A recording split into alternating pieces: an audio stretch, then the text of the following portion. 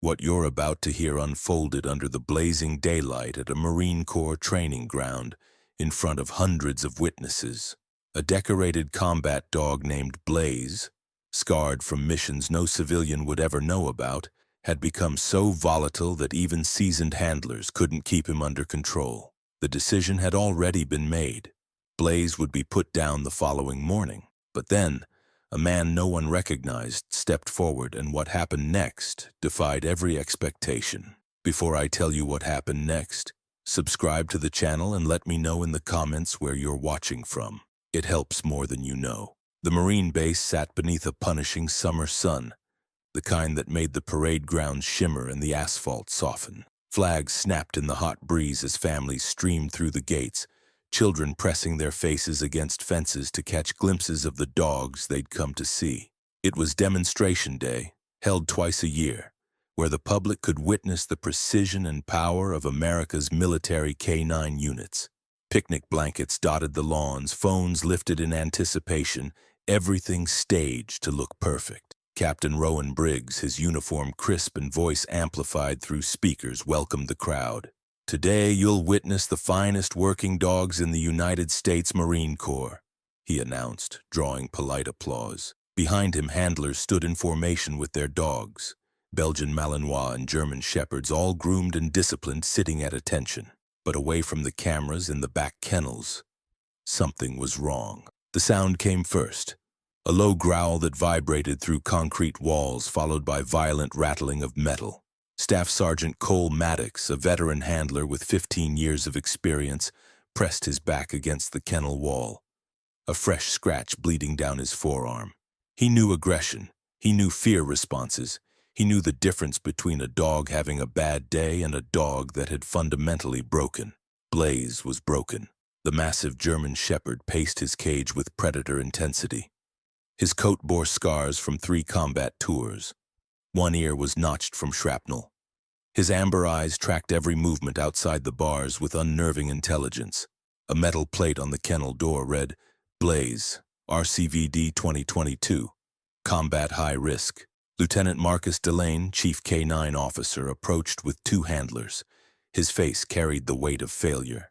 "The demonstration starts in 10 minutes, he said quietly. "Blaze is supposed to be out there. Families want to see a hero. He's not a hero anymore," Maddox muttered, pressing gauze against his arm. "He's a liability." That's the 3rd handler this month. They had tried everything. Behavioral specialists, modified training, medication, nothing worked. Blaze had earned medals, saved lives, completed missions in places no one would ever hear about. But something inside him had shattered. He refused commands, lunged at handlers, wouldn't eat unless his bowl was shoved in with a pole. The last time someone tried to leash him for a medical exam, he nearly broke a handler's wrist. "We have to try," Delane insisted. "One more time. For optics, if nothing else." Maddox stared at him like he'd suggested walking into a minefield. "You're not serious." "I am. We muzzle him, get him out there, show the crowd that even our most difficult cases receive care. Then we bring him back. Tomorrow we do what needs to be done." The words hung heavy. Tomorrow Blaze would be euthanized. The paperwork was already drafted. It took 3 handlers and a catchpole to get Blaze muzzled and moving. He fought every step, paws scraping against concrete, muscles coiled tight under his scarred coat. His eyes never stopped scanning, searching for something none of them could identify. When they finally dragged him into the sunlight, the crowd fell silent. Captain Briggs announced him as one of the most decorated combat dogs in Marine history. But what the family saw was not a proud military animal. Blaze looked like a predator finally given room to hunt.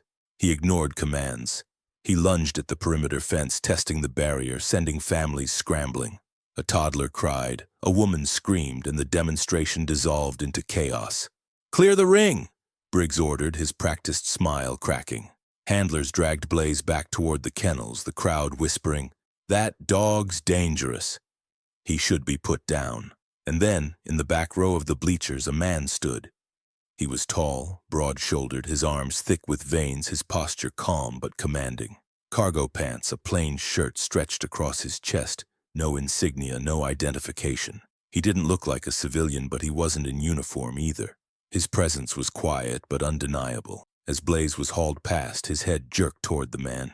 For 2 seconds, maybe 3, Blaze stopped thrashing. His nostrils flared. His eyes locked onto the stranger with a focus he hadn't shown anyone else. Then the handlers yanked him away.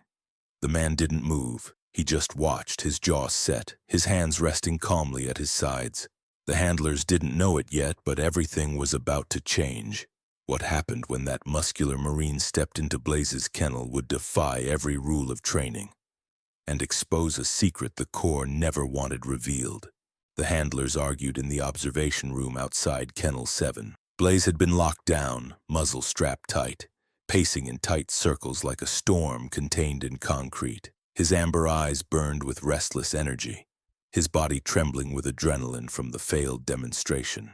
Lieutenant Marcus Delane stood stiffly, arms crossed, his jaw tight. Staff Sergeant Cole Maddox leaned against the wall, his bandaged forearm throbbing. Captain Rowan Briggs sat at the head of the table, his uniform immaculate but his composure cracking. And beside him, Dr. Helena Cross, a civilian behavioral psychologist contracted to evaluate dangerous cases, scrolled through her tablet with clinical detachment. "He's beyond rehabilitation," Dr. Cross said flatly. "Severe trauma, handler separation, possible neurological damage from blast exposure. Aggression patterns are escalating. He refuses all standard commands. Humane euthanasia is the only responsible option." The words landed like a verdict. Maddox turned away, staring at the floor. Even Delane, usually rigid in his adherence to protocol, shifted uncomfortably. They had all known this was coming. Blaze had saved lives, earned medals, completed missions no one could discuss. But now, he was considered a liability. Captain Briggs exhaled slowly. "Tomorrow morning, 0800 hours, I'll sign the paperwork." The silence was heavy. Blaze, a decorated combat veteran, would be put down in the same facility meant to protect him. Then a voice cut through the tension. "I can control him." The men turned. In the doorway stood the stranger from the bleachers. The tall, muscular man with arms like steel cables, veins visible beneath his skin. He wore plain cargo pants and a faded shirt stretched across his chest. His posture was relaxed, but his presence filled the room. "Sir, this is a restricted area," Delane snapped, hand moving toward his radio. "You need to leave immediately." The man didn't flinch. His eyes were locked on Blaze through the reinforced glass. "I can control him," he repeated, softer this time. Maddox scoffed. "No offense, but we've had professionals try. Handlers with 20 years' experience. Blaze has attacked 3 people this month. He doesn't respond to commands. He barely acknowledges humans." The man finally looked at them. His voice was calm, steady. "He acknowledges you just fine. He's choosing not to obey. There's a difference." Captain Briggs stepped forward, his command presence filling the space. "Who are you?" The man didn't answer. Instead, he recited details about Blaze that weren't in any public record. Serial designation MWD 447, trained at Camp Pendleton in 2019. Deployed March 2020. Specialized in explosives detection and high-value target location. Separated from his primary handler 2 years, 5 months ago. That's why he won't respond. Dr. Cross froze, her fingers hovering above the tablet. "How do you know that?" The man didn't reply. He was already walking toward the kennel door. Delane moved to block him, but something in the man's gaze made him hesitate. It wasn't aggression. It was certainty. The kind seen in operators who had spent too much time in places most people never had to go. 5 minutes, the man said. "If I can't calm him in 5 minutes, you can remove me and proceed with your plan." "This is insane," Dr. Cross muttered. Captain Briggs studied the man for a long moment. His bearing, the economy of his movements, the quiet authority in his voice. He didn't carry himself like a civilian.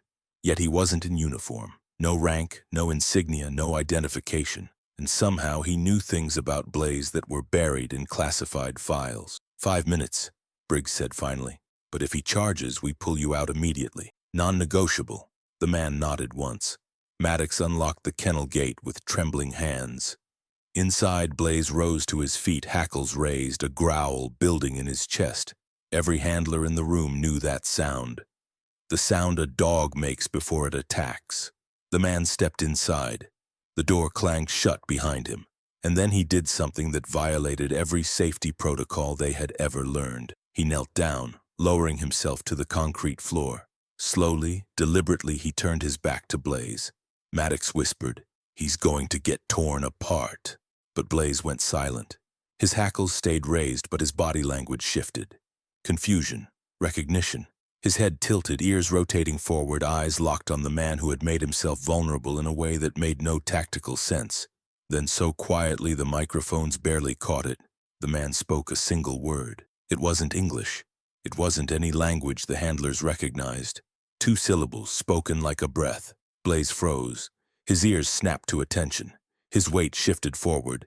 The man extended his left hand behind his back, palm up, fingers arranged in a deliberate shape. Blaze took 1 step forward, then another. Not stalking. Approaching. "What is he doing?" Dr. Cross whispered. The man made another hand signal, sharp and minimal. Blaze sat instantly, spine straight, focus absolute. "That's not a standard command," Delane breathed. The handler stared, stunned. Blaze, known the dog they had declared uncontrollable, was obeying perfectly. What happened when Blaze pressed his massive frame against the Marine's chest would reveal a bond forged in shadows, and a truth the Corps had tried to bury. Inside Kennel 7, the air was thick with tension. Blaze's growl had faded into silence, replaced by a trembling focus that none of the handlers had ever seen before. The muscular stranger knelt on the concrete, his back turned, his arms resting calmly at his sides. Every protocol screamed that this was suicide, yet Blaze didn't attack. Instead, the massive German shepherd tilted his head, ears forward, nostrils flaring. His amber eyes locked onto the man's broad shoulders as if recognizing something buried deep in memory. Then the man whispered again, that strange 2-syllable word, foreign yet familiar, spoken like a code. Blaze's body shifted. His hackles lowered. His breathing slowed. The handlers pressed against the observation glass, disbelief etched across their faces. Maddox muttered under his breath, "This isn't possible." The man extended his hand, palm open, fingers arranged in a deliberate shape. Blaze moved forward cautiously, then pressed his muzzle against the man's forearm. The veins stood out across the Marine's arm as he reached up, unbuckling the muzzle strap with steady hands. The handlers tensed, ready to intervene. But Blaze didn't lunge. He didn't bite. He leaned in, pressing his scarred head against the Marine's chest with a force that would have knocked most men backward. The stranger caught him easily, wrapping his arms around Blaze's massive frame. The dog melted into him, whining softly, a sound none of them had ever heard from Blaze. It wasn't aggression. It wasn't dominance. It was grief, recognition, and relief all compressed into one desperate note. Captain Briggs's voice cracked. "What the hell are we witnessing?" The Marine rose to his feet, Blaze glued to his side, moving with precision as if tethered by an invisible line. No leash, no collar, no commands from anyone else mattered. Blaze obeyed only him. Dr. Cross's skepticism faltered. "This isn't standard training. What language was that? What signals?"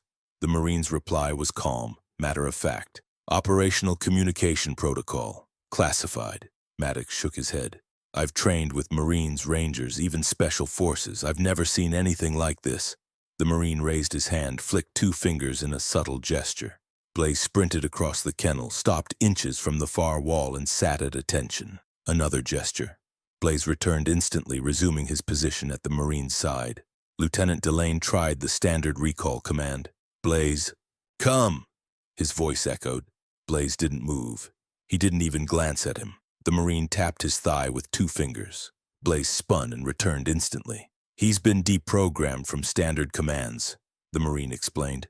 "Dogs trained for covert operations respond only to their handler's unique signals. It prevents enemy capture and reuse. If someone takes the dog, he becomes useless to them." Captain Briggs's eyes narrowed. "And you're his designated handler." The Marine nodded once. "Yes." "Name?" Briggs pressed. The man hesitated. His jaw tightened. "Civilians call me Kael." Before Briggs could respond, Delane's phone buzzed. He glanced at the screen, his face draining of color. He turned the phone toward Briggs. A military database search glowed on the display.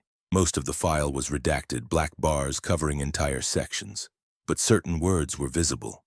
Marine Corps Special Operations Command, Tier 1 Handler Specialist, call sign, Sentinel. The room fell silent. The handler stared at the man standing calmly with Blaze pressed against his leg. Sentinel, a name whispered in rumors never confirmed. Word spread through the base within the hour. A civilian-looking man had walked into a restricted kennel, entered with the most dangerous dog on the facility, and emerged not only unharmed but in complete control. In the mess hall, Marines clustered around tables, trading theories. Some pulled up visitor logs. Kael had registered as a guest, listed his address as transient, his reason for visiting as personal interest. Nothing unusual. Yet somehow he had bypassed every checkpoint without being stopped. Security didn't see him. Sergeant Vega whispered. If he's who I think he is, he's trained to move through spaces unnoticed. Not invisibility. Something else. Operational awareness. The handlers fell quiet as Lieutenant Delane walked past, his posture uncertain, carrying information he wasn't sure he wanted. Back in Captain Briggs's office, Kael sat across from him, Blaze lying calmly at his feet. The same dog who had been scheduled for euthanasia. Briggs leaned forward, voice low. I made calls. Most told me to drop it. One colonel I trust told me to treat you with respect and stay out of your way. So I'll ask once. Are you Gunnery Sergeant Kael Draven, formerly attached to Marine Special Operations Command? Kael's eyes held steady. Formerly. When discharged? Briggs pressed. 2 years ago. Medical separation. Briggs looked down at the folder in front of him, pages drowned in black ink. Administrative discharge following classified incident. Honorable, but more redactions than I've ever seen. Kael didn't answer. Blaze shifted closer, pressing his scarred head against the Marine's leg. The truth about Kael's past, and why Blaze had been waiting for him, would shake the foundation of the entire base. Captain Rowan Briggs leaned back in his chair. The folder of redacted documents spread across his desk like a puzzle missing half its pieces. Across from him sat Kael Draven, broad-shouldered, arms thick with veins, posture calm but unyielding. At his feet, Blaze lay quietly. The same dog who had been scheduled for euthanasia only hours earlier. Briggs's voice was low, deliberate. I've been in this corps for 20 years. I've seen men break, I've seen dogs break, but I've never seen anything like what you just did. You walked into a kennel with the most dangerous animal on this base, and he obeyed you like a recruit obeys drill. So I'll ask again, who are you? Kael's jaw tightened. Former gunnery sergeant. Marine Special Operations Command. Discharged 2 years ago. Medical separation? Briggs said, tapping the folder. That's what the paperwork claims, but most of it's blacked out. Entire sections buried under redactions. And then there's this. He slid Delane's phone across the desk. The glowing screen displayed the database entry. Call sign. Sentinel. The room fell silent. Even Maddox, leaning against the wall, stopped fidgeting. Sentinel was a name whispered in rumors, never confirmed. A handler who had worked missions so classified that even Tier 1 operators didn't speak of them. Kael didn't deny it. He simply placed a hand on Blaze's scarred head. The dog pressed closer, amber eyes softening in a way none of the handlers had ever witnessed. Dr. Helena Cross broke the silence. If Blaze was trained under Sentinel protocols, that explains everything. He's not broken. He's waiting for his handler. Kael's voice was steady. Blaze was never meant to respond to anyone else. His commands were coded, unique to me. That's why he ignored you. That's why he fought you. He wasn't failing. He was protecting the bond. Maddox shook his head slowly. We thought he was dangerous. We thought he was lost. He was lost, Kael corrected. Because you separated him. Blaze isn't just a dog. He's a partner. He was trained to operate in silence, in shadows where failure meant lives lost. You took him from that, stripped him of his handler, and expected him to obey strangers. That's not how loyalty works. Briggs leaned forward, his voice heavy. Why now? Why show up today after 2 years? Kael's eyes flickered, a shadow crossing his expression. Because I heard what you planned. Blaze saved men who will never speak his name. He bled for missions no one will ever know, and you were going to erase him. I couldn't let that happen. The room was quiet except for Blaze's steady breathing. Dr. Cross studied Kael carefully. You realize what this means. If Blaze can only respond to you, then he's useless to the Corps without you. They'll never allow that. Kael's lips curved into the faintest smile. Then he's mine again. Briggs exhaled, rubbing his temples. You don't just walk into a Marine base and claim a combat K9. There are protocols, chains of command, clearance levels. You bypassed all of them. Kael's voice was calm but carried weight. You didn't stop me. Security didn't stop me because deep down you knew Blaze wasn't dangerous. He was waiting. And now he's found me. Maddox stepped forward, his tone softer than before. Sir, I've handled dogs for 15 years. I've never seen anything like what I saw in that kennel. If Blaze belongs to anyone, it's him. Briggs looked at Kael, then at Blaze, then back at the folder of redactions. He knew the truth. This wasn't a decision he could make. Sentinel was bigger than him. Bigger than the base. Bigger than the core itself. Kael rose to his feet. Blaze moving instantly to his side. Posture perfect. Eyes locked on him like a soldier awaiting orders. The sight was undeniable. Man and dog, bonded beyond training, beyond protocol, beyond reason. Briggs's voice was quiet, almost resigned. If I let you walk out of here with him, I'll have to answer for it. Kael's reply was simple. Then answer with the truth. Blaze isn't broken, he's loyal. And loyalty doesn't disappear just because someone tries to erase it. The handlers exchanged glances. For the first time, the weight of bureaucracy seemed small compared to the bond standing before them. What happened when Kael and Blaze stepped beyond the gates together would prove that loyalty can outlast even the military's silence. The late afternoon sun burned across the Marine base, casting long shadows over the parade grounds. Families had already departed, leaving the lawns empty, the picnic blankets folded, and the caution tape still fluttering where Blaze had lunged at the fence earlier. But inside the compound, something extraordinary was unfolding. Kael Draven walked with Blaze at his side, no leash, no collar, just a scarred combat dog moving with perfect precision beside the man he had been waiting for. Every handler who saw them instinctively stepped back. Blaze, the same animal who had nearly torn through protective gear, now looked like a soldier reunited with his commander. Word spread fast. By evening, the mess hall buzzed with speculation. Marines clustered around tables, voices low but urgent. Some pulled up visitor logs, others scrolled through databases, trying to piece together fragments of Kael's past. Sergeant Vega leaned forward, whispering to Corporal Reese Cade. I called a friend at JSOC, asked about the call sign Sentinel. You know what he said? Reese shook his head. He said, if you're asking about Sentinel, you already know too much. Then he hung up. The words carried weight. Around them, Marines exchanged uneasy glances. Sentinel wasn't just a rumor anymore. He was here, walking the base with Blaze at his side. Meanwhile, in Captain Briggs's office, Kael stood tall, arms crossed, veins visible beneath his skin. Blaze sat at attention beside him, calm in a way no one had seen in years. Briggs paced behind his desk, torn between duty and instinct. You understand the position you've put me in, Briggs said finally. Blaze is government property. He's a decorated combat K9. I can't just let you walk out with him. Kael's voice was steady. You can, because Blaze isn't responding to anyone else.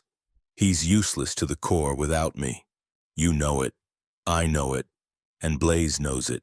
Dr. Helena Cross, who had been skeptical from the start, now spoke with quiet conviction. Captain, I've studied animal behavior for 20 years. What I saw in that kennel wasn't obedience. It was recognition. Blaze isn't dangerous, he's bonded. If you separate them again, you'll destroy him. Briggs stopped pacing.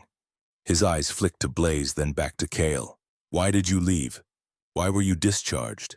Kael's jaw tightened. Classified incident. Medical separation, that's all I'll say. Briggs pressed. You were Sentinel. You handled dogs in missions no one else could, and then you disappeared. Why come back now? Kael's gaze hardened. Because I heard Blaze was going to be erased. He saved lives, he bled for this country, and you were going to put him down like he was nothing. I couldn't let that happen. The room was silent. Blaze shifted closer to Kael, pressing his scarred head against the Marine's leg. Maddox finally spoke, his voice low. Captain, I've handled dogs for 15 years. I've never seen anything like this. If Blaze belongs to anyone, it's him. Briggs exhaled, the weight of command heavy on his shoulders. He knew the truth. Sentinel wasn't a man he could order. He was a man the Corps had buried, a ghost who had returned for what was his. Kael stepped forward, his presence filling the room. You can keep your paperwork. You can keep your redactions. But Blaze walks out with me. Because loyalty doesn't vanish when the system decides it's inconvenient. Briggs stared at him for a long moment, then slowly he nodded. Take him. But understand this. Once you leave, you're on your own. No support, no recognition. Blaze will be erased from the records. Officially, he never existed. Kael's reply was simple. Then we'll live in the shadows. Together. He turned, Blaze moving instantly to his side, posture perfect, eyes locked on him like a soldier awaiting orders. The handlers watched in silence as the Marine and his dog walked out of the compound, the sunlight catching Blaze's scarred coat, the air charged with something that felt larger than the base, larger than the core itself. For the first time in years, Blaze looked at peace.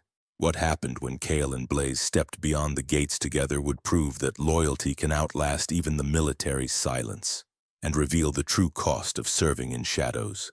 The gates of the Marine base creaked open as Kael Draven stepped into the daylight. Blaze pressed firmly at his side.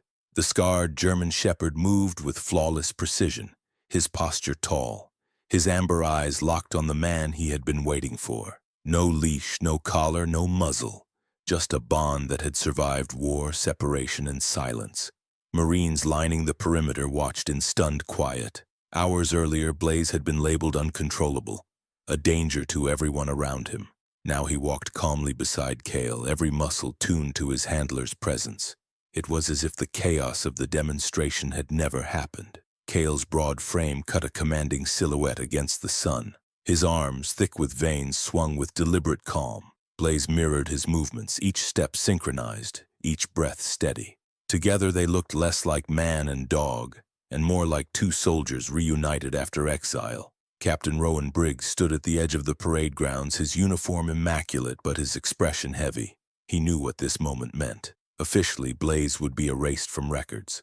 Officially, Kael was no longer part of the Corps, but what he was witnessing couldn't be denied. Loyalty had returned in its purest form. Dr. Helena Cross, who had once declared Blaze beyond rehabilitation, now whispered to Maddox, I was wrong. He wasn't broken. He was waiting. Maddox nodded slowly, his voice low. And he found him. Kael paused just beyond the gates, turning back once. His eyes met Briggs's, steady and unyielding. You can erase files. You can bury names. But you can't erase loyalty. Blaze is mine. He always was. Briggs didn't reply. He simply gave a single nod, the kind of gesture that carried respect even when words failed. Kael turned again, stepping into the open road.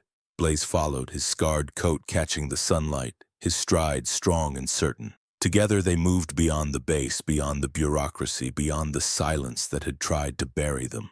For the first time in years, Blaze looked at peace. His tail swayed faintly, his ears relaxed, his body no longer trembling with aggression. He had found his handler again. And Kael, the Marine once known only as Sentinel, had reclaimed the partner who had been taken from him. The story of Blaze and Kael would never appear in official reports. It would never be told in ceremonies or written in medals. But for those who witnessed it, the memory would remain, a reminder that loyalty doesn't vanish when systems fail, and that some bonds are stronger than any command. And if you've been listening this far, subscribe to the channel and let me know in the comments what time it is where you're watching from. It helps more than you know.